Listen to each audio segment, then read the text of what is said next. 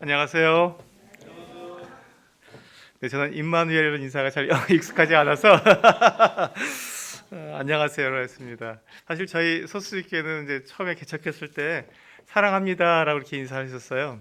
근데 이제 성도님들이 자꾸 바뀌다 보니까 그것 좀 어색하다고 하시는 분들이 있어서 그냥 안녕하세요로 이제 인사를 했는데 기름을 끼우니까 임마누엘 하는데 굉장히 좋은 말씀이고 저도 아멘이 됐는데도 이제 이게 습관이 안 되니까 익숙하지가 않으니까 그냥 안녕하세요 이렇게 인사하게 됩니다. 네, 임마누엘 그 인사가 굉장히 저에게 그 도전이 되고 한번 해봐야겠다는 생각이 듭니다. 네, 우리 그 어제 두 시간을 통해서 부부란 무엇인가, 부부란 무엇인가에 대해서 제가 첫 번째 시간에 말씀을 드렸고요. 두 번째 시간에는 이게 갈등이 있다. 우리가 부부 생활하는데 가장 큰 문제가 갈등 때문에 어려움이 있는데 그 갈등이 있을 수밖에 없는데 그 갈등을 어떻게 해결할 수 있는가, 어떻게 좀 해소해 볼 수 있는가 하는 것들에 대해서 좀 말씀을 드렸습니다. 이제 오늘 이 세 번째 시간에는요. 우리가 그렇게 하는 이유는 뭐냐면 이 행복한 가정, 하나님께서 원하시는 아름다운 가정이 그냥 우리가 결혼해서 부부가 되면 저절로 그렇게 만들어지지 않기 때문에 하나님께서 우리에게 그 가정을 이루고 그렇게 살아가라고 하신 그 목적대로 우리가 살아가야 한다. 목적대로 살아가자 하고 이렇게 말씀을 드리기 위해서 지금 이렇게 준비해 왔습니다. 그래서 이 세 번째 시간은 우리가 행복한 가정은 저절로 이루어지지 않습니다라는 그 주제로 말씀을 드리겠습니다. 네, 이 사진을 어저께 보시고 우리 아들 딸인 줄 알았다고 하시는 분들 계신데 손주입니다. 손주들입니다. 네, 저희 딸이 조금 일찍 결혼을 해서 이렇게 두 아이가 이렇게 손주가 있습니다. 감사합니다. 하여튼 제가 저를 젊게 봐주시니까. 네, 하여튼 이렇게 참 주님 앞에 감사한 것은 우리가 이렇게 제가 저를 구원해 주시고 저를 주님을 이렇게 섬길 수 있도록 구원해 주신 것도 감사한데 가정을 이루어서 이 가정을 통해서 또 하나님을 섬길 수 있게 하시고 또 그 가정이 이렇게 또 행복하게 또 사랑하면서 살아갈 수 있도록 해주신 것도 더 감사하더라고요.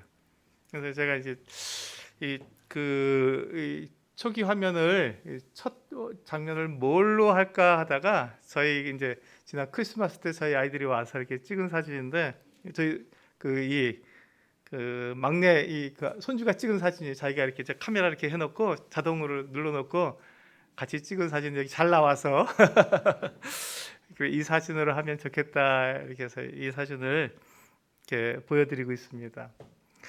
그렇다고 저희 가정이 항상 행복하냐 그렇지는 않습니다. 저희 가정도 갈등이 있기도 하고 또 큰 소리가 날 때도 있습니다. 그런데 그렇다고 해서 우리가 저희 가정이 행복한 가정으로 하나님께서 원하시는 가정의 모습으로 만들어 나가는 것을 포기할 수는 없죠. 그만둘 수는 없습니다. 그래서 비록 그러한 과정이 있다 할지라도 멈출 수 없고 그렇다 할지라도 우리는 그것에 좌절할 수 없고 계속해서 한 걸음 더 나아가고 끝까지 주님께서 우리를 부르시는 그날까지 주님께 다시 오시는 그날까지 이 가정을 통해서 하나님께서 우리들에게 부탁하시고 또 우리에게 주신 사명대로 아름다운 이 가정을 통해서 하나님의 영광을 드러내고 우리의 빛을 하나님을 아는 그 빛을 세상 가운데 이렇게 드러내기 위해서는 결코 멈출 수가 없는 것이죠. 우리가 조금 삐그덕거릴 수도 있고 조금 실수할 수도 있고 조금 어려울 수도 있지만 그렇다고 해서 우리가 그것을 포기할 수는 없다는 것입니다. 그래서 저희 가정 사진을 보여드리면서 함께 이렇게 그 행복한 가정, 아름다운 가정을 함께 만들어 갔으면 좋겠다는 말씀을 드립니다. 우리가 결혼을 하게 되면 저절로 우리는 부부가 됩니다. 저절로 부부가 됐지만 행복한 가정은 우리가 결혼했다고 해서 저절로 만들어지지는 않습니다. 그래서 목적을 분명히 알고 그 목적대로 우리가 그 한 걸음 한 걸음 이렇게 나아갔으면 좋겠습니다. 이제 어제 저희가 2시간에 말씀드린 것하고 오늘 말씀드릴 것을 좀 요약해서 제가 이제 그 글을 찾아보니까 부부란 무엇인가에 대한 글이 하나가 있는데 읽어보니까 참 좋더라고요. 그래서 제가 가져왔습니다. 제가 읽어드리겠습니다. 부부란 무엇인가? 부부란 반쪽의 날개가 아니고 하나의 전체가 되는 것이다. 부부는 가위이다. 2개의 날이 똑같이 움직여야 가위질이 된다. 부부는 일체이므로 주머니가 따로 있어서는 안 된다. 네, 주머니 따로 타시면 안 됩니다. 네. 부부란 무엇인가? 부부란 피차의 실수를 한없이 흡수하는 호수이다.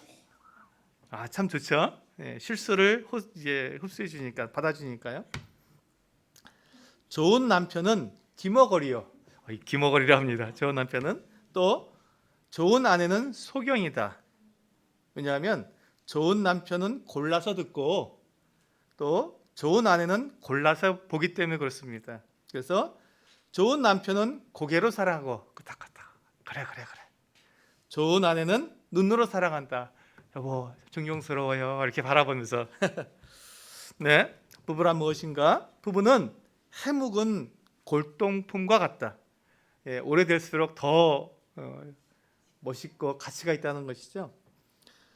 부부의 사랑이란 꽤 오래 뜸을 들인 후에야 성숙해진다. 신혼부부도 참 아름답지만 아주 원숙한 연세드신 우리 노부부가 정말 더 부부의 맛이 난다는 것입니다. 아내의 인내는, 아내가 인내해 주는 것은 남편을 살리고, 남편을 살리는 방법이 있네요. 그리고 남편의 인내는 아내를 명예롭게 한다. 참 좋습니다. 부부란 무엇인가? 부부의 사랑이란 긴 대화이다. 네, 긴 대화이다. 결혼 생활에는 견습 기간이 없다. 연습이 없는 거예요. 처음부터 실전입니다. 부부 생활에는 곰 5마리가 필요 있어야 한다. 도대체 이게 뭔가? 곰 5마리가. 제가 지금 다 설명드리겠습니다. 결국 부부 생활은 참고 또 참는 길만이 최선이다. 아내는 남편의 안식처가 되며 남편은 아내의 안식처가 될 때 비로소 가정은 평화의 공간이 된다. 제가 어제 그 말씀을 드리면서 부부의 목적이 하나님께서 서로 돕는 배필이 되도록 하기 위해서 부부로 만들어 주셨다고 말씀을 드렸습니다. 근데 서로 돕는데 어떻게 도우라고요? 네, 내가 남편을 수발들고 내 아내를 이렇게 비율을 맞춰주는 그런 돕는 것이 아니라 우리가 돕는 목적이 있는 것이죠. 돕는 목적이 있습니다. 무엇을 돕는 것이죠? 아내는 남편이 하나님을 영화롭게 하고 그분을 영원히 즐거워하는 그 같은 일을 할 수 있도록 돕는 것입니다. 하나님께 영광을 돌리는, 하나님을 섬기는 그 같은 사람이 되도록 돕는 것이죠. 남편은요, 똑같습니다. 남편도 아내가 하나님을 사랑하고 하나님과 교제하고 하나님을 섬기며 하나님을 영원히 기뻐할 수 있는 그와 같이 그런 믿음의 사람으로 살아갈 수 있도록 도와주는 것입니다. 그래서 저는 그 남편과 아내는 서로가 서로를 세워주는 사명을 받았다라고 말씀을 드렸습니다. 근데 그 사명이 서로 사랑하는 사명인데 아내는 남편을 사랑하는 방법이 남편을 복종해 줄 때, 남편에게 복종해 줄 때 남편을 사랑하는 것이고, 남편은 아내를 어떻게 하면 사랑하냐면요, 자기 목숨을 다해서 목숨 걸고 사랑해야 되는데 아내가 빛이 나도록, 그리고 주름지지 않도록 다리 밑에 싹싹 다려서 빛나도록 만들어주는 게 그게 남편의 사명이다라고 말씀을 드렸습니다. 그게 전부예요. 제가 어제 2시간, 오늘 말씀드릴 전부 내용입니다. 오늘 이 시간에는 그것을 어떻게 할 수 있는가, 왜 그것을 저는 사명이라고 말씀드렸으며 왜 그것을 해야 되는가 하는 것을 이번 시간에 말씀을 드리겠습니다. 근데 우리가 그와 같이 아내가 남편을 사랑해주고 남편이 아내를 사랑해주는 데 있어서 첫 번째 필요한 것이 이 인내하는 것입니다. 인내하는 것, 참아주는 것. 제가 제 아내에게 참아주는 것이 필요하다고 했더니, 여보, 또 참으라고 하면 답답해요. 여태까지 참고 살았는데 또 참아요? 그렇게 얘기하더라고요. 그래서 제가 고민을 많이 했습니다. 그래서 제 아내가 저한테 이렇게 조언해 준 것들을 잘 생각해서 설명을 드리겠습니다. 우리가 결혼 생활에는 곰 5마리가 필요하다고 합니다. 근데 이 참는 게 필요하거든요. 인내가 필요한데 이 곰 5마리라면 무슨 말이냐면, 영어로 곰이 베어라고 합니다. 베어. 근데 이 베어라고 하는 말에는요, 곰이라는 뜻도 있지만 또 영어 그 베어라는 말에는 참다, 견디다라는 뜻도 있습니다. 그러니까 이제 베어 그러면, 곰 그러면 참는다는 뜻이죠. 근데 또 영어로 베어만 참다, 인내하다 이런 뜻이 있는 것이 아니라 포베어, 포베어가 또 참다, 견디다라는 뜻입니다. 그러면 포베어 그러니까 4마리 곰이라는 거 들리지 않습니까? 포베어. 그래서 베어와 포베어가 같이 있으면 어떻게 됩니까?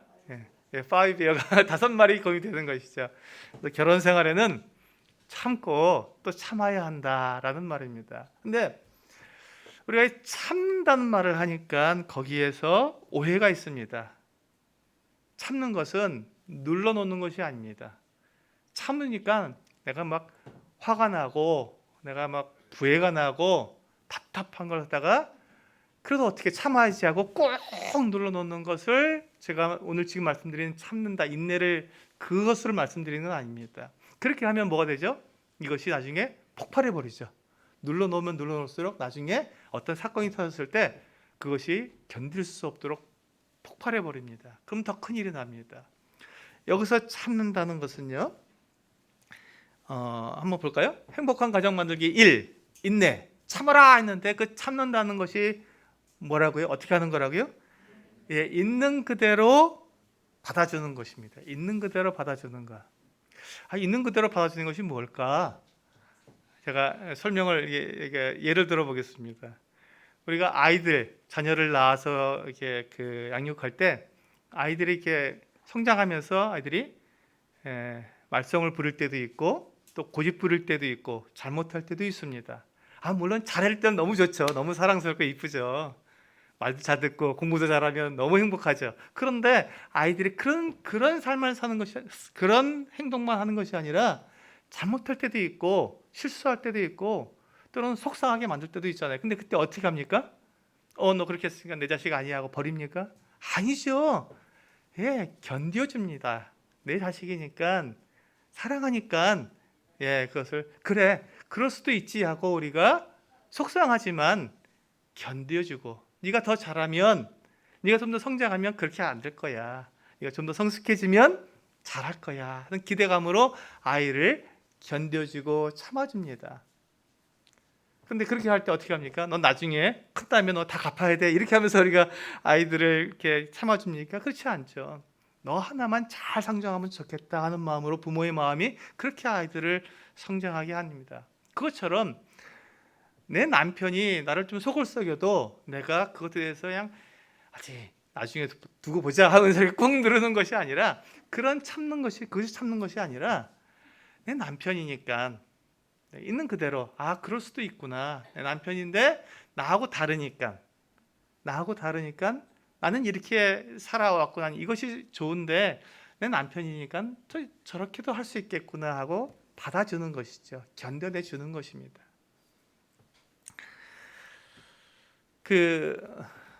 이것을 이제 우리가 성경으로 가져가 보면요, 베드로가 예수님께 나와서 물었습니다. 주님, 제가 주님을 따라다니다 보니까 제가 이제 용서에 대해서 배웠습니다. 네, 만약에 형제가 나에게 죄를 짓고 와서 저에게 용서를 구하면 제가 몇 번이나 용서하면 되겠습니까? 7번 하면 되겠습니까? 하고 예수님께 물었습니다. 그러니까 주님께서 뭐라 하셨습니까? 그렇죠. 70번을 7번이라도 용서해라. 이게 무엇이죠? 이것이 인내입니다. 이것이 참아주는 거예요. 그 형제가 나에게 잘못을 했지만 그것을 내가 그걸 그대로 받아주는 것이죠. 아, 그럴 수도 있지. 그럴 수도 있지 하고 그대로 받아주는데, 용서해 줬다는 것은 무엇이죠? 나중에 보복하는 것을 용서라고 합니까? 아니죠. 용서는 그야말로 다 없는 걸로 만드는 것을 용서라고 합니다. 어떤 분이 그렇게 얘기를 하더라고요. 내 아내가 화가 나면 히스테리를 부리는 것이 아니라 히스토리를 부린다고 합니다. 히스토리라는 말은 역사라는 말이거든요. 이 아내가 화가 나면 연탄 거부터 다 끄집어내서 그냥 막 쏴대는데, 이거 히스토리를 부린다고.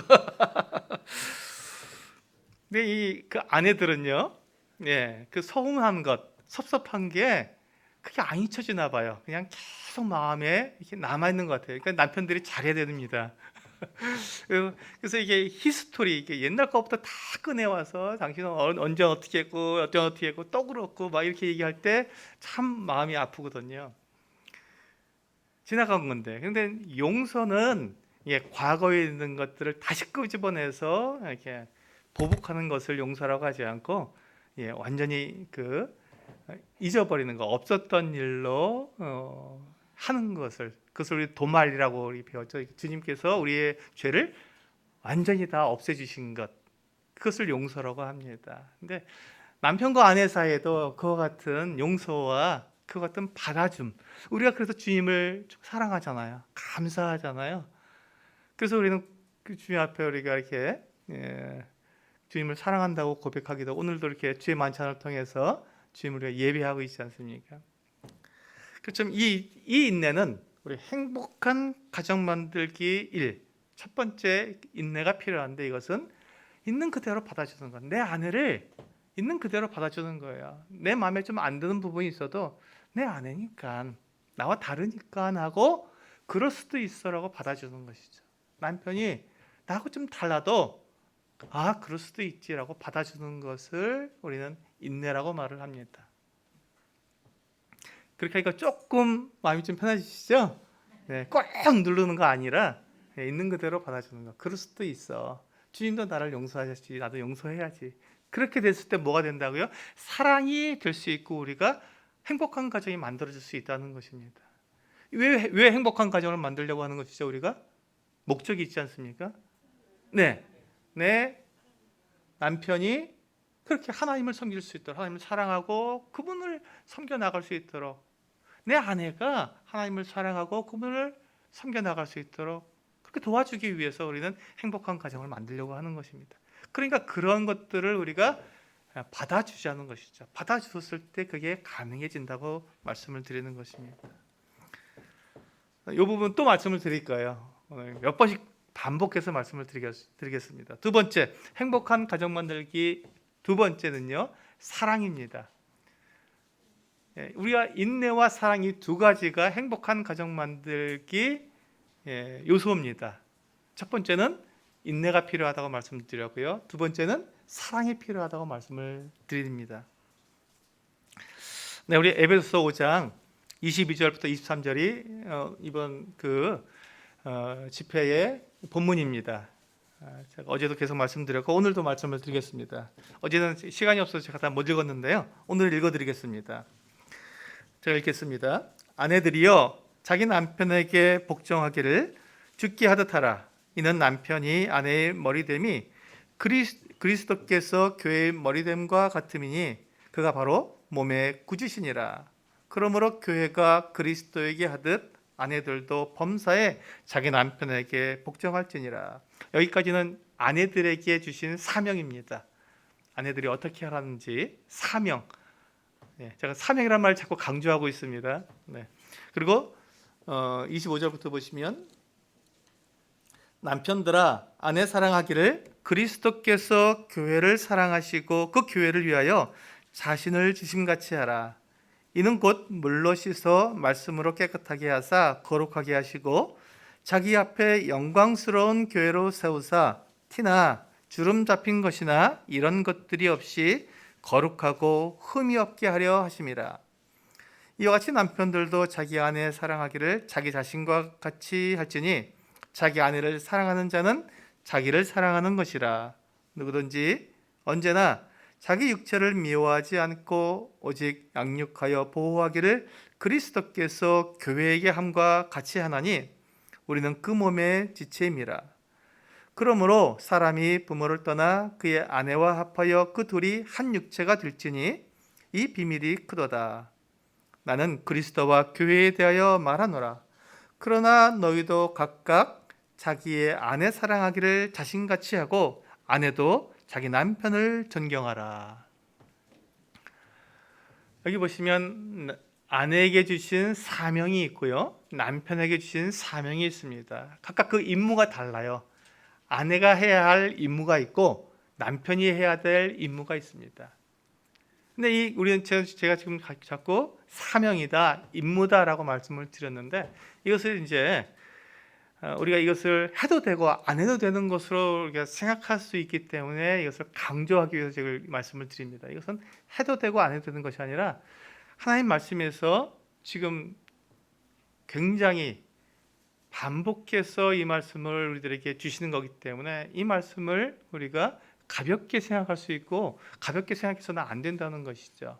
이 말씀은 명령입니다. 그렇게 하라 하고 말씀하셨기 때문에 이건 명령이기 때문에 우리는 이 말씀에 대해서 이렇게 심각하게 생각하고 이 말씀을 우리가 순종해야 하는 것이죠.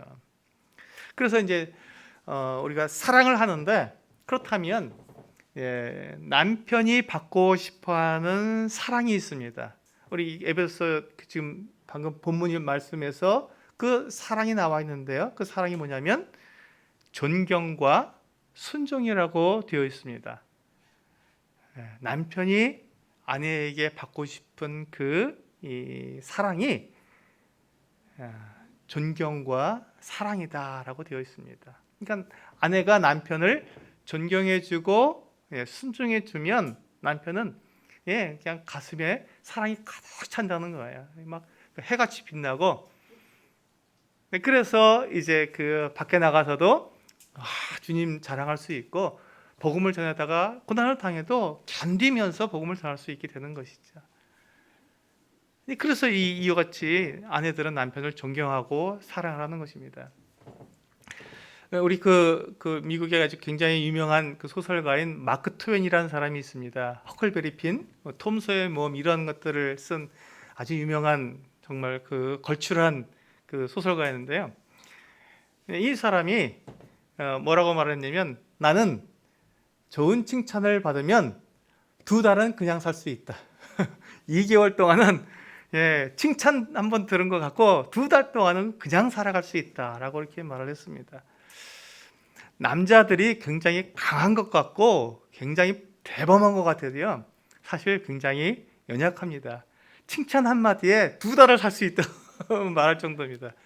그런데 그것이 만약에 아내가 남편에게 해주는 칭찬을 받게 되면 남편들이 어떻게 될까요? 이건 뭐 걸어 다니는 게 아니라요, 하늘을 날아갑니다. 하늘을 날아가. 그러니까 아내가 남편을 칭찬해 주면 남편은 어깨가 딱 펴지고 당당해지는 거예요. 근데 왜 그렇게 하라고요?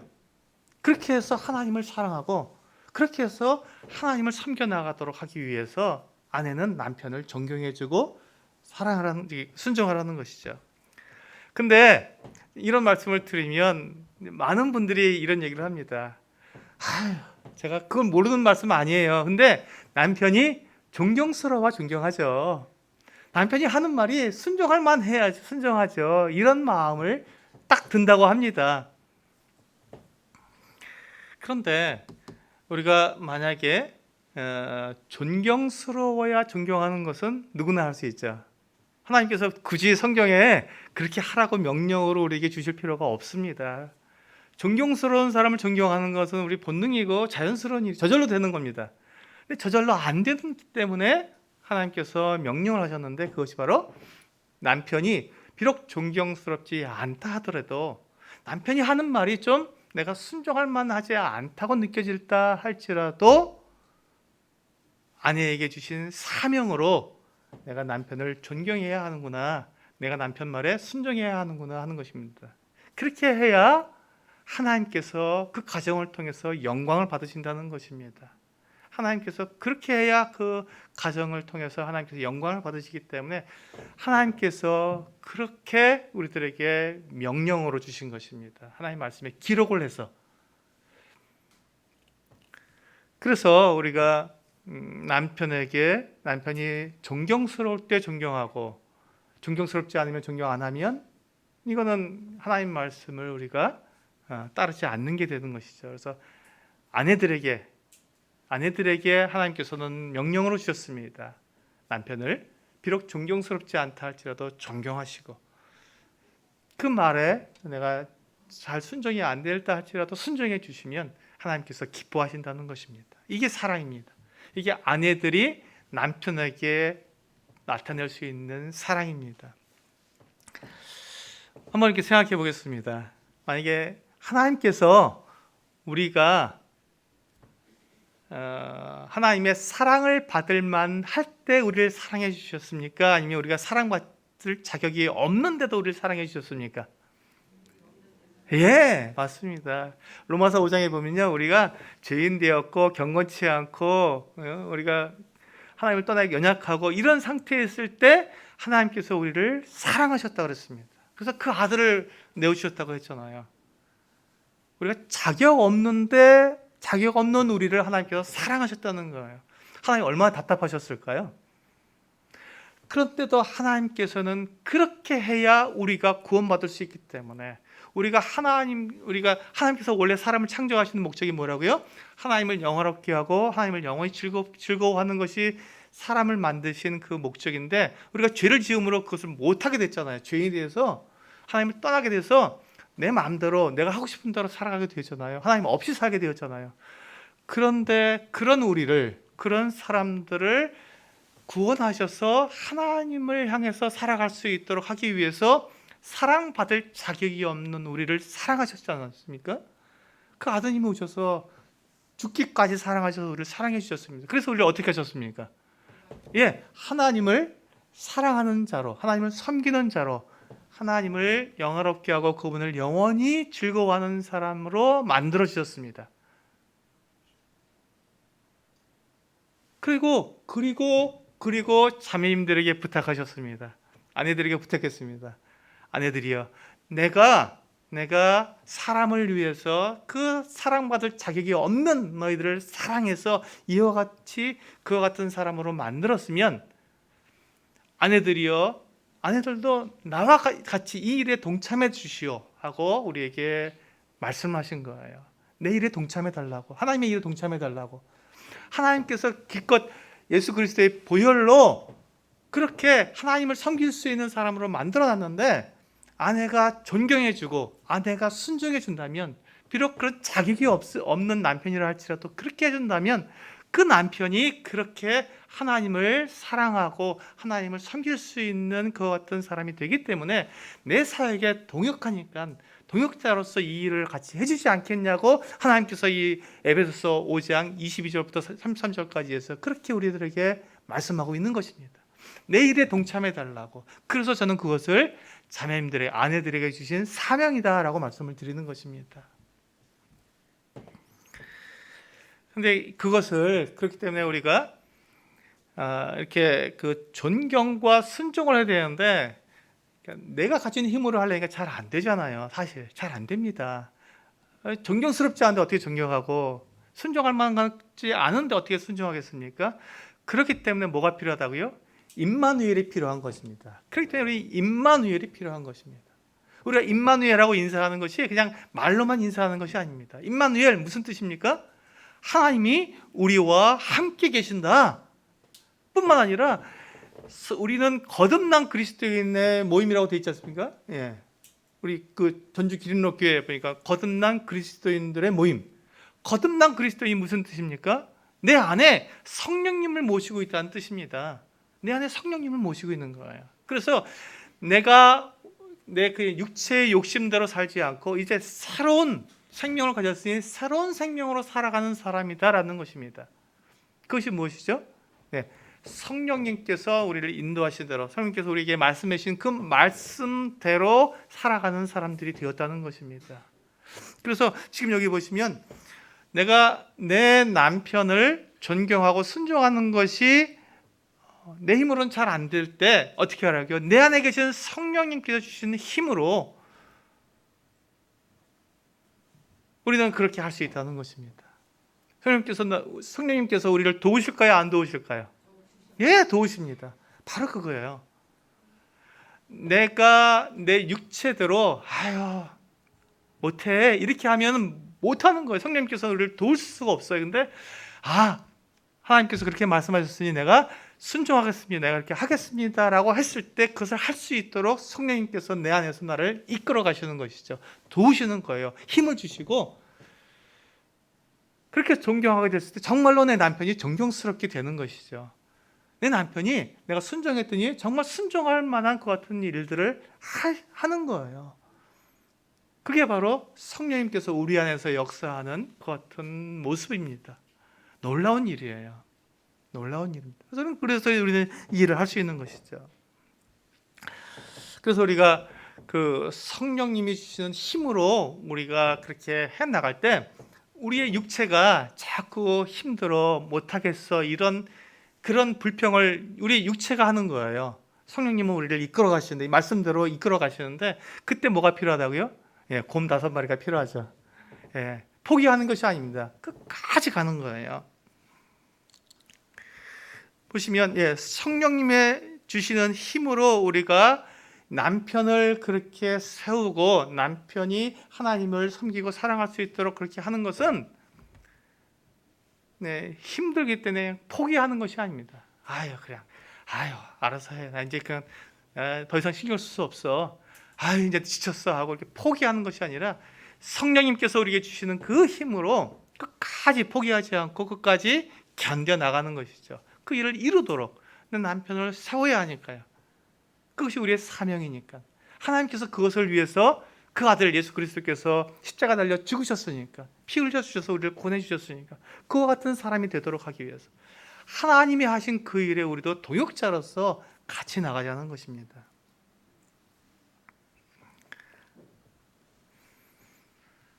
그래서 우리가 어제 제가 말씀드린 것처럼 이제 그렇게 우리가 그 남편을 존경하고 성령님이 주시는 그 힘으로 남편을 우리가 세워 나가려고 할 때 인내가 필요합니다.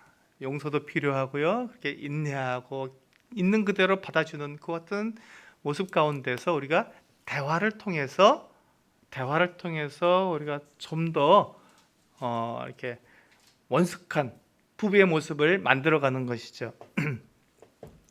대화는 왜 한다고 말씀드렸죠 어제? 여기 합의점을 찾기 위해서.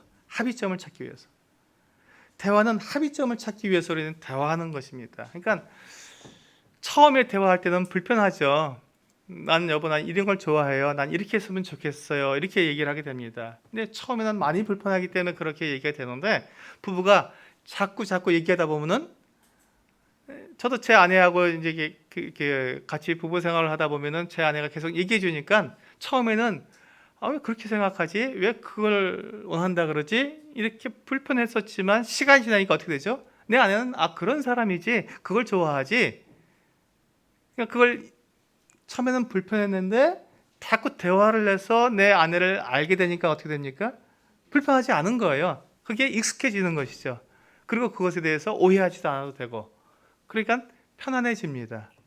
불편한 것이 편안해질 때까지 우리는 대화를 하는 것이죠. 그걸 우리는 합의점이다라고 어제 말씀을 드렸습니다. 그렇게 해서 우리가 성령님이 주시는 힘으로 우리가 이렇게 같이 이게 사랑을 나타낼 때 거기에는 내 육체는 그것을 못한다 그러고 하기 싫다 그러고 불편하다 그러고 자꾸 그러는 것들이 올라오게 됩니다. 그와 같은 것들을 우리가 이기기 위해서 성령님이 우리를 이끌어 가시는 그 방향으로 나아가기 위해서 우리는 참아줘야 합니다. 있는 그대로 받아주는 것이죠. 남편을 있는 그대로 받아주시고 또 거기에 우리가 대화를 통해서 이렇게 불편한 것들을 최소화시키면서 익숙해지면서 이해하면서 그렇게 그 사랑을 나타내 주는 것이죠. 이제는 남편 차례입니다. 지금까지는 제가 아내들에게 말씀을 드렸고요. 이번엔 남편 차례입니다. 남편에게 주시는 사명이 뭐라고요? 네, 죽도록 사랑하는 겁니다. 죽도록 사랑하는 겁니다. 네, 원리는 똑같습니다. 한번 생각해 보십시오. 아내가 사랑스러워야 남편이 아내를 사랑하겠습니까? 네, 그러면 너무 좋죠. 근데 사람이 함께 살아가는데 어떻게 사랑스러울 때만 있겠습니까? 아내가 사랑스럽지 않을 때도 있습니다. 그러나 아내가 사랑스럽지 않을 그때에도 남편에게는 어떤 사명을 주셨다고요? 예, 죽도록 목숨 걸고 사랑해야 한다는 사명을 주신 것입니다. 제가 이렇게 이 말이 우스운 이야기로 재밌는 이야기로 들릴 수 있지만 이건 저 우스운 이야기가 아니고 재밌는 말이 아니고 실제로 남편은 아내를 위해서 목숨을 걸고 사랑해야 한다는 것입니다. 실제로 주님께서 그렇게 말씀하셨잖아요. 내가 교회를 위해서 그리스도께서 교회를 위해서 자신을 내어주신 것 같이 그렇게 아내를 사랑하셨기 때문에 실제로 그렇게 하라는 것입니다. 실제로 그렇게 하라는 것입니다. 그래서 아내가 마음에 들든지 들지 않든지, 아내가 사랑스럽든지 사랑스럽지 않든지 남편은 자기 목숨을 걸고 아내를 사랑해야 될 의무가 있고 사명이 있는 것입니다. 왜 그렇게 해야 된다고요? 아내가 하나님을 영화롭게 하고 그분을 영원히 즐거워하는 그와 같은 사람으로 내가 도와주기 위해서, 그 목적입니다. 그러니까 그 일은 아까 제가 말씀드린 것처럼 하나님께서 가장 원하시는 일이에요. 하나님께서 그 일을 위해서 예수 그리스도께서는 자기의 목숨을 십자가에 내어주시기까지 하면서 내 아내를, 주님께서 내 아내를 그렇게 구원하신 거거든요. 하나님을 사랑하고 하나님을 섬기는 사람으로 만들기 위해서 예수 그리스도께서 십자가에서 피를 흘려서 그렇게 구원하셨잖아요. 그 일을 이제 저에게 맡기신 거잖아요. 남편에게 맡기셨어요. 그 아내를 맡기셔서 네가 이제 잘 돌봐주렴. 너 남편이니까 네 아내를 이제 나를 대신해서 이제 너에게 맡겼으니 네가 돌봐주렴. 그렇게 이끌어주렴. 하나님을 사랑하고 하나님을 섬길 수 있는 그와 같은 멋진 믿음의 여인으로 네가 좀 만들어주렴. 내가 너에게 부탁한다. 너에게 맡긴다. 너에게 사명으로 준다. 그러니 그 사명을 내가 받았다면 그 사명을 위해서 우리는 목숨 걸고 내 아내를 그렇게 그런 사람으로 이끌어 가야 한다는 것입니다. 그것이 남편에게 주신 사랑이죠. 근데 제가 이렇게 말씀드리는 이유가 우리 에베소서 5장 22절부터 33절에 있는 말씀에서 남편들이 아내를 사랑하라고 하시는 그 사랑이라는 단어가요, 아가페라고 되어 있습니다. 아가페라고. 헬라어에는요, 사랑이라는 말이 이제 여러 단어를 사용했습니다. 우리말로 하게 되면 뭐 좋아한다, 뭐 이렇게 뭐 연모한다, 뭐 이런 뜻으로 여러 가지 사용할 수 있는데 우리는 그냥 사랑이라는 단어로 번역을 했는데, 이 사랑에는 여러 가지가 있는데 특히 이 아가페라고 하는 이 사랑은요, 무조건적인 사랑입니다. 하나님께서 우리 사람들을 사랑하신 자격 없는 자를 사랑하시는 그 무조건적인 사랑을 아가페라고 말합니다. 그리고 그 젖먹이 아이를 둔 엄마가 그 젖먹이 아이를 사랑하는 그 사랑을 아가페라고 말을 합니다. 그러니까 이건 무조건적인 것이죠. 네, 그런데 하나님께서 에베소서 5장 22절부터 33절까지에 있는 말씀에서 남편들에게 아내를 사랑하는데 그냥 내가 좋으면 사랑하고 안 좋으면 사랑하지 않고 이런 단어를 쓰신 것이 아니라 아가페로 사랑하라고 말씀하셨습니다. 무조건적으로 사랑하라는 것입니다. 근데 이 무조건적인 사랑은요, 목숨 걸고 가는 사랑인 거예요. 목숨 걸고 가는 사랑. 하나님께서 우리에게 자기의 생명을 주셔서 우리를 구원하신 그 사랑으로 남편들아 아내를 그렇게 사랑하라라고 말씀하신 것입니다. 그런데 우리가 그렇게 이 아가페 사랑을 할 때 우리가 그 사랑을 잘 하지 못하는 이유가 있습니다. 왜냐하면 이 세상은요, 우리가 이렇게 무조건적인 사랑을 하게 되면 그 사랑이 이용당하게 됩니다. 그런 거 혹시 경험해 보셨어요? 네, 경험해 보셨을 것입니다. 내가 무조건적인 사랑을 이렇게 베푸니까 상대방이 나를 가볍게 여기고 무시하기도 하고 나를 이용하기도 하는 그런 것들이 세상에서 보면 막 그런 것들이 많잖아요. 그래서 쑥맥이다 이런 말을 쓰는데, 그렇게 내가 당할 수 있다는 생각 때문에 우리는 두려워합니다. 사랑하는 것이 두려운 거예요.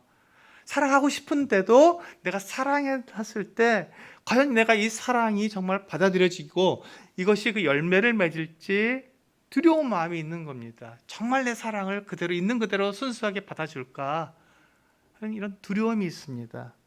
그때 바로 우리는 하나님께서 우리에게 주시는 그 용기, 하나님께서 우리에게 주시는 그 담대함을 가지고 우리는 사랑해야 되는 것이죠. 그게 바로 임마누엘 사랑입니다.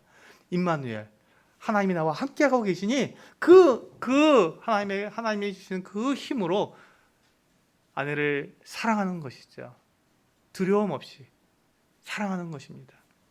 근데요, 어떤 분이 이렇게 그 책에 이렇게 표현했더라고요. 남편이 아내를 아가페로 사랑하는 것, 이렇게 무조건적으로 사랑하는 것은 마치 한 사람이 낭떠러지 위에서 밑을 내려다보는 것처럼 그런 두려움이 있다라고 써 있습니다. 제 마음에 확 다가왔어요. 왜 다가왔겠습니까? 저도 그런 두려움이 있기 때문에 그렇죠. 제가 제 아내를 정말 사랑하는데, 제 아내 여기 있습니다. 제 아내를 정말로 사랑하는데, 왜냐하면 세상에서는 그렇게 사랑했을 때 내가 이렇게 그 무시당할 수도 있고 또는 이용당할 수도 있기 때문에 그게 두려운 거예요. 근데 마치 그 두려움이 그 절벽에서 이렇게 밑을 내려다보는 것 같은 그런 두려움이라고 이렇게 표현을 해놨습니다. 이렇게 그림을 그려놨더라고요. 그런데 하나님께서는 우리들에게 남편에게 뭐라고 말씀하시냐면, 네가 두려움 없이 그 절벽에서 뛰어내리라는 것입니다. 아내를 사랑한다면 그 절벽에서 뛰어내리라는 거예요. 아내를 위해서 몸을 던지라는 것이죠. 목숨 걸고 사랑하라는 것이 바로 그런 말입니다. 아내를 사랑하는데 좀 이용당하면 어떻고 내가 좀 무시당하면 어떠나 사랑하라는 것입니다. 그렇게. 그래서 이 절벽에서 뛰어내리면 어떻게 됩니까? 위험하죠. 절벽에서 뛰어내리면 어떻게 됩니까? 그때 하나님께서 우리를 도우신다는 것입니다. 그렇게 우리가 정말 하나님을 믿고 두려움을 버리고 온전한 사랑이 두려움을 내어쫓는다고 했으니, 두려움을 내어쫓고 내 아내를 갖다가 사랑하게 될 때 하나님께서 하나님 믿고 아내를 사랑하는 그 사람을 도우시는 것이죠. 하나님의 사랑이 그를 붙들어 주시는 거예요. 멸망하지 않도록, 실패하지 않도록 하나님께서 그 사랑을 붙들어 주신다는 것입니다. 그래서 안전하게 이렇게 내려올 수 있도록 하나님의 사랑이 우리를 붙들어 주시는 것이죠. 제가 제 아내를 사랑하는데 정말 제 힘으로 사랑하면 지칩니다. 힘듭니다. 그런데 하나님께서 나를 어떻게 사랑하셨는가, 내가 어떠한 자인데 나를 사랑하셨는가라는 것을 생각해 보면 정말 이렇게 자격이 없고 아무런 가치도 없는 나를, 내가 구원받은 다음에도 그 하나님의 사랑을 자꾸 잊어버리고 내 마음대로 살려고 하고 그렇게 살아가는 나를 끝까지 포기하지 않으시고 지금도 나를 사랑하고 계신 그 하나님을 생각했을 때 내 아내에 대해서도 그렇게 사랑하라고 하나님께서 말씀하시는 것입니다. 그렇게 할 때 하나님께서 우리를 도우시고 붙드셔서 그 사랑이 결코 헛되지 않도록 열매를 맺도록 그렇게 해 주시겠다는 것입니다. 그렇게 될 때 뭐가 나타난다고요? 하나님의 영광이 나타난다는 것입니다. 그 가정을 통해서 하나님의 영광이 나타난다는 것입니다. 그래서 남편이 해야 하는 사랑은 죽도록 사랑하는 것입니다. 아내를. 근데 아내를 죽도록 사랑하는 그 사랑의 방법이 뭐라고요? 어떻게 하는 거라고 말씀드렸습니까? 그 아내를 깨끗하고 거룩하며 흠이 없도록 만들어주는 것입니다. 이제 제가 어제 그것을 이제 이렇게 주름이 펴도록 다림질을 하라고 말씀을 드렸는데, 네, 아내들이 마음에 이렇게 주름지지 않도록 도와주라는 것입니다.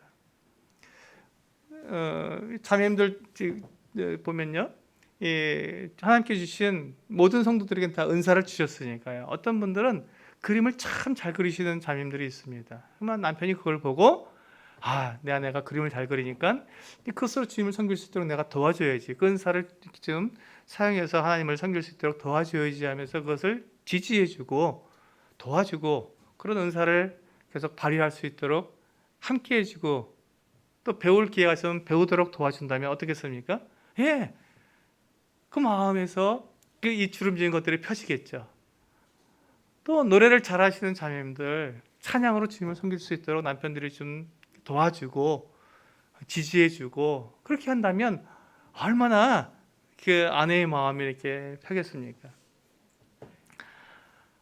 그뿐만이겠습니까? 아내들이 맛있는 거 먹고 싶어 하면 좀 사주시고 예쁜 옷도 좀 이렇게 사주셔서 아름답게 여성은 태어날 때부터 죽을 때까지 아름다움을 향해서 이렇게 가게 되어 있습니다. 마음이 가게 되어 있습니다. 그래서 예쁜 옷도 사주시고요, 좋은 화장품도 사주시고 그렇게 해서 그 아내가 자기를 꾸밈으로써 당당하게 해서 무엇을 하라고요? 하나님을 섬기도록, 하나님을 사랑할 수 있도록. 자기를 자랑하라고 이렇게 도우라는 것이 아니라요, 아내가 그것을 통해서 하나님을 당당하게 섬기고 사람들 만나서 복음을 전하고 또 다른 사람들을 도와줄 수 있고 성도들을 도울 수 있는 그와 같은 내 아내로 만들도록 하기 위해서 그같이 하라는 것입니다. 이것이 남편에게 준 사명이기 때문에 남편들은 그것을 생각해야 합니다. 어떻게 하면 그렇게 할 수 있을까?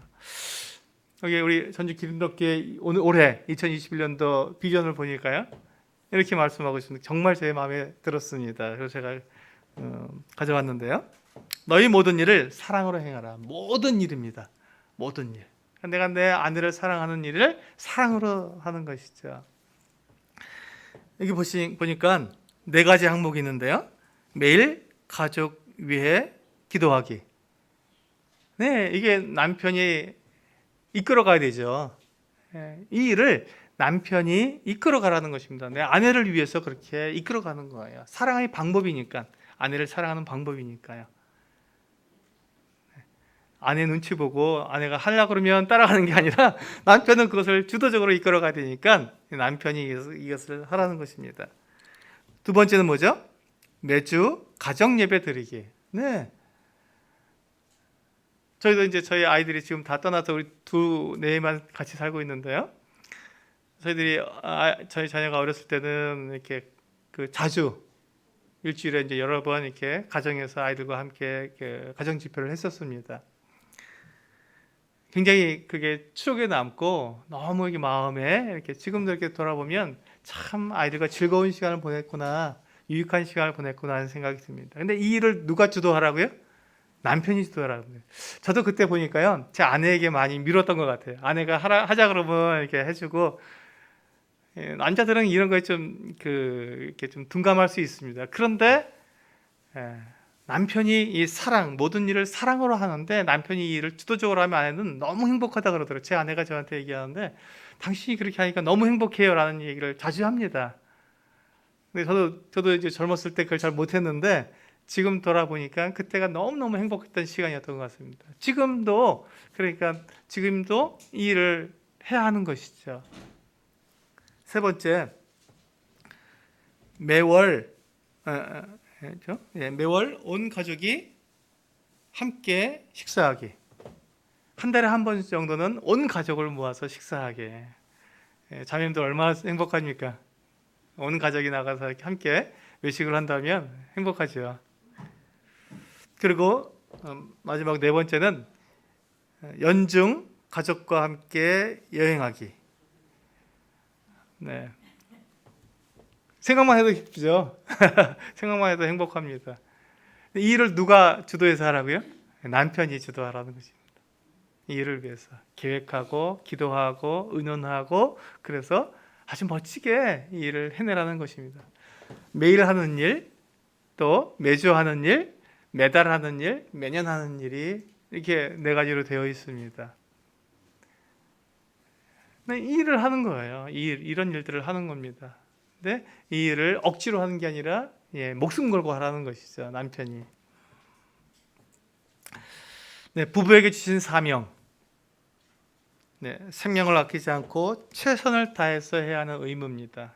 아내는 남편을 존경하고 순종해 주는 것, 순종하는 것. 이것이 바로 아내에게 주신 사명입니다. 남편은요, 내 아내를 위해서 목숨 걸고 사랑하는 것. 그것이 남편에게 주신 사명입니다. 그런데 이 사명이라고 하기 때문에 제가 말씀드리는 게 바로 이 사도행전 20장 24절에 사도 바울이 이와 같이 고백하고 있습니다. 내가 달려갈 길과 주 예수께 받은 사명, 곧 하나님의 은혜의 복음을 증언하는 일을 마치려 하면은 나의 생명조차 조금도 귀한 것으로 여기지 아니하노라. 사도 바울은 그가 하나님께 받은 사명이 있었습니다. 그 사명이 뭐였죠? 하나님의 은혜의 복음을 전하는 것, 그것이 그의 사명이었기 때문에 그가 그 사명을 위해서 어떻게 했다고요? 생명조차 조금도 귀한 것을 여기지 않았다고 고백하고 있습니다. 이게 사명을 대하는 사명자의 태도고 그게 모습이죠. 그렇습니다. 근데 이 지금 바울이 이게 그 은혜의 복음을 전하는 이유가 무엇입니까? 은혜의 복음을 전하는 이유가 뭐죠? 사람들이 하나님을 떠나서 자기 마음대로 육체가 즐거워하는 그 어떤 삶을 삶으로써 멸망의 길로 떨어지니까 그 사람들을 하나님께서 원래 사람들을 창조하신 목적대로 하나님을 영화롭게 하고 영원히 그분을 즐거워하는 그 같은 사람으로서 회복되도록, 회개하고 다시 그들이 제자리로 돌아오도록, 그게 복음이죠. 그 사람이 원래의 자리로, 원래 하나님께서 창조하신 창조 목적대로 되돌아오는 것이 그게 바로 우리가 복음을 전하는 목적입니다. 복음. 그래서 그 일을 위해서 예수 그리스도께서 십자가 달려 죽으셔서 우리를 그와 같은 회복될 수 있도록 다시금 하나님께로 돌아올 수 있는 자로 만들어 주신 거잖아요. 그 길을 열어 주셨잖아요. 그래서 우리가 복음을 위해서 그것을 믿고 들어오면 우리가 구원받아서 거듭나서 바로 하나님을 섬기는, 하나님을 예배하는 자들이 된 것이 바로 우리 그리스도인들입니다. 그래서 성령님께서 우리 안에 계시는 거고요. 성령님께서 우리 안에서 무엇을 하십니까? 하나님께서 우리를 그 예수 그리스도의 피로 사셔서 우리를 회복시킨 그 일을 하라는 것이죠. 하나님을 사랑하고 하나님을 섬기고 하나님과 교제하는 이 일을 우리로 하도록 성령님께서 우리를 이끌어 가십니다. 그럼에도 불구하고 우리 남편과 아내에게 하나님께서 주신 사명이 있는 것이죠. 그러니까 남편은 그 아내를 하나님께서 하신 그 일, 바울을 통해서 사람들을 복음을 전해서 구원하셔서 그들로 하여금 하나님을 섬기는 자로 만들었다면, 우리는 그 구원받은 내 아내, 내 남편을 온전하게 이 세상의 여러 가지 유혹과 여러 가지 세상적인 가치관들을 떠나서 온전히 하나님 말씀을 붙들고 하나님을 기뻐하며 섬기는 것 같은 사람으로 만드는 그 일을 우리에게 사명으로 주신 것입니다. 그러니까 바울이 받은 이 사명이나 우리 남편과 아내가 받은 사명이나 사실은 같은 사명인 거예요. 같은 일을 하는 것입니다. 근데 바울은 5달란트를 받은 것처럼 많은 사람들에게 복음을 전하는 일을 맡기셨고, 남편과 아내에게는 한 사람을 맡긴 거, 1달란트 받은 종처럼 한 사람을 맡기신 거예요. 내 아내를 맡기셨고 내 남편을 맡기신 거예요. 그래서 그 일을 통해서 그 한 사람을 온전하게 그렇게 하나님을 섬기는 사람으로 세워가도록 도우라는 것이죠. 그 일을 하라는 것입니다. 이게 그래서 우리는 사명입니다. 바울이 받은 이 사명이나 우리 남편과 아내가 받은 사명이나 목적이 똑같습니다. 같은 일을 하는 것입니다. 교회가 하는 일은 뭐죠? 교회가 하는 일은 그 교회도 바로 그 일을 하지 않습니까? 성도들을 가르치는 이유가 무엇이죠? 우리가 복음을 왜 전합니까? 바로 이 일을 하는 것입니다. 하나님께서 사람을 지으신 그 원래 그 창조 목적대로 사람들이 그렇게 살아가도록 돕기 위해서 그것이 바로 이 성경에 기록되어 있으니까 하나님 말씀을 전해주고 가르쳐줌으로써 그와 같은 삶을 살도록 한 것이죠. 그러니까 교회는 지금 이렇게 여러 사람들을 양육하는 것 같은 사명을 가져서 거기에 우리가 모든 최선을 다하고 있지 않습니까? 가정으로 들어오게 되면 남편은 아내에게 그 같은 사명을 받은 것이죠. 다른 사람 말고 내가 너에게 이 아내를 너에게 맡겼으니 남편 너는 그것을 사명으로 받아서 네 목숨을 걸고 네 아내를 그렇게 도와주렴. 아내에게는 내가 네 남편을 너에게 그렇게 맡겼으니 너는 네 남편을 그 같은 사람으로 네가 되도록 도와주지 않으련 하고 우리에게 사명을 주신 것입니다. 그 한 사람.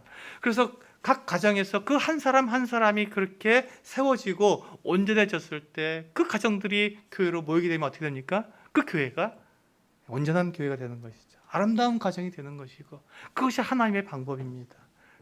그것을 통해서 하나님께서는 영광을 받으시는 것이고요. 아, 세상과 다르구나. 정말 거듭난 그리스도인의 가정은 정말 다르구나. 거듭난 그리스도의 가정들이 모인 그 교회는 정말 다르구나 하는 것들이 나타나게 되는 것입니다. 우리가 내 남편을 섬기고 내 아내를 사랑하는 것을 우리가 사명으로 알게 될 때 바로 그와 같은 일들이 우리에게 이루어지는 것이고, 그래서 우리의 이 행복한 가정은 저절로 이루어지는 것이 아니라 그 목적을 향해서 우리가 정말 목숨을 걸고 사명으로 알고 그 일에 최선을 다할 때 그때 그것이 이루어진다고 말씀을 드리는 것입니다. 부부에게 주신 사명을 우리가 행할 때 하나님께서 이렇게 우리에게 말씀해 주십니다. 우리 이사야서 41장 10절 또 13절과 14절, 잘 아시는 말씀이시지만 같이 한번 읽어보고 마치도록 하겠습니다. 같이 읽겠습니다. 시작. 두려워하지 말라. 내가 너와 함께함이라. 놀라지 말라. 나는 내 하나님이 됨이라. 내가 너를 굳세게 하리라. 참으로 너를 도와주리라. 참으로 나의 의로운 오른손으로 너를 붙들리라. 이는 나 여호와 너의 하나님이 내 오른손을 붙들고 내게 이르기를 두려워하지 말라. 내가 너를 도우리라 할 것임이니라. 버러지 같은 너 야곱아, 너 이스라엘 사람들아, 두려워하지 말라. 나 여호와가 말하노니 내가 너를 도울 것이라. 내 구속자는 이스라엘의 거룩한 이인이라. 아멘.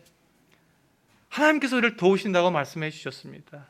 참으로 우리를 도우신다고, 내 오른손을 붙들어서 이끌어 주시겠다고 그렇게 약속해 주셨습니다. 무엇을 위해서? 하나님의 이 영원한 목적을 위해서.